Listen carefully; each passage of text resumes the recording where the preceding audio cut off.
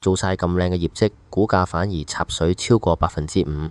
Nvidia 今次究竟係點解？Nvidia 啱啱公布 FY 2026第四季業績，季度收入681億美元，按年暴升73%，淨利潤高達430億美元，每股盈利1.62美元，完全超出華爾街預期嘅1.53。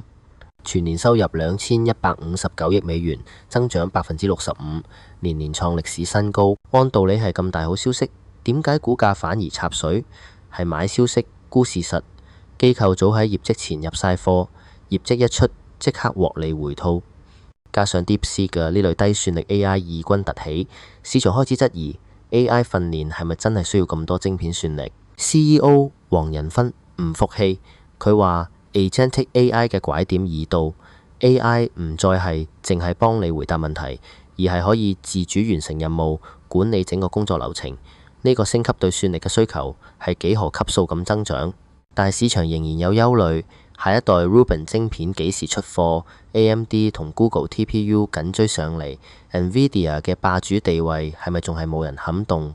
記住，業績靚同值唔值得投資係兩回事。入市前計清楚估值同時機，唔係靠估嘅。記得訂閱斜槓爸爸嘅負能量，一齊學識揀時機。